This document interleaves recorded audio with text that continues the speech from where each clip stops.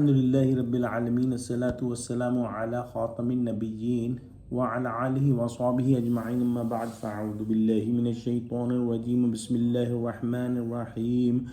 Qala Allahu ta'ala fi Surah Bani Israel, وَإِذَا أَرَدْنَا أَن نُهْلِكَ قَرْيَةً أَمَرْنَا مُتْرَفِيهَا فَفَسَقُوا فِيهَا فَحَقَّ عَلَيْهَا الْقَوْلُ فَدَمَّرْنَاهَا تَدْمِيرًا. Translation. And when we decide to destroy any township, we command its wealthy people living in ease but commit sins disobeying. Then our word against them proves true and we ruin them with complete destruction. Meaning, when Allah subhanahu wa ta'ala intends to destroy a community due to its wrongdoing, He does not simply seize and annihilate it all of a sudden. Rather, punishment is only given after the case against them is fully established.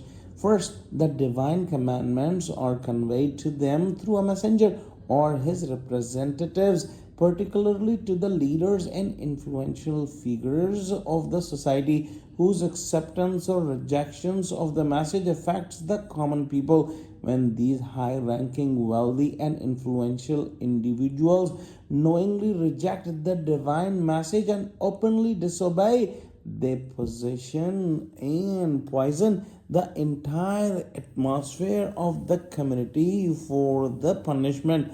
At that point, the settlement essentially declares itself guilty and becomes deserving of divine punishment, which then descends upon it. If we look around today, we find that many of the wealthy, powerful, and influential people exhibit exactly the kind of character and these very traits. We pray that Allah subhanahu wa ta'ala has mercy on us, grant us understanding of Quran, and bless us with righteous and virtuous leaders. Ameen. Wa akhiru da'wana anil hamdulillahi rabbil alameen. Wassalamu alaikum wa rahmatullahi wa barakatuhu.